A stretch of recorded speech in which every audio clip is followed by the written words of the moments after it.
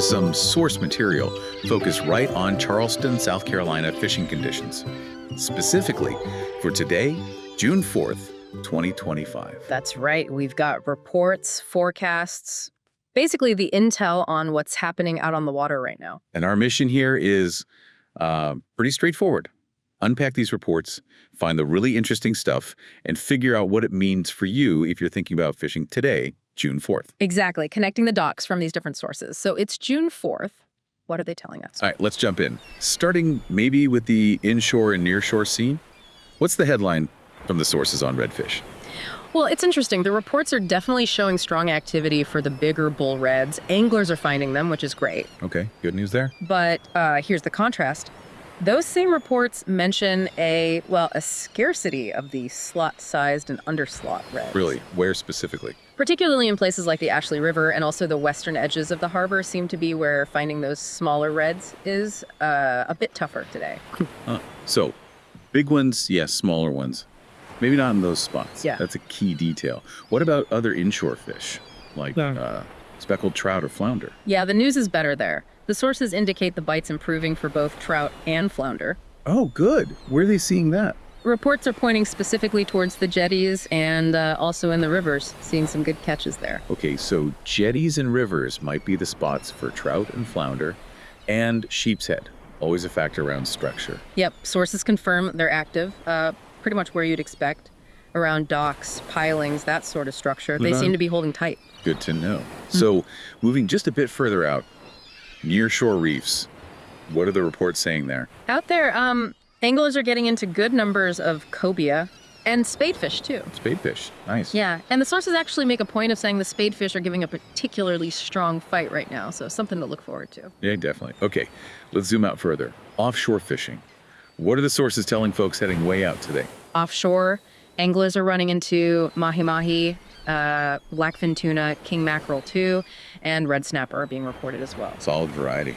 What about bottom fishing out there, around the reefs? Yeah, for bottom fishing, the reports mention grouper, other snapper species, and black sea bass. So the structure offshore is producing. Okay, that covers the who's biting where, but conditions drive everything, right? All right.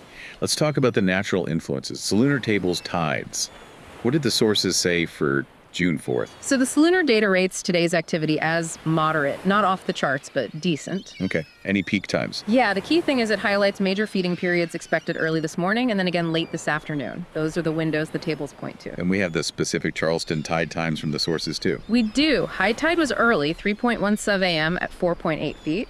Then low tide hit at 9.41 a.m. down to 0.5 feet. Okay. The afternoon high tide is at 4.07 p.m., a bit higher at 5.1 feet, and the evening low is 10.15 p.m. at 1.9 feet.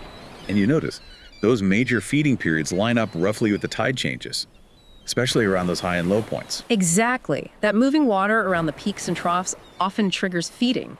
It aligns. Crucial connection. Now, the weather. We absolutely have to cover what the forecasts are saying for today. Yeah, big factor today.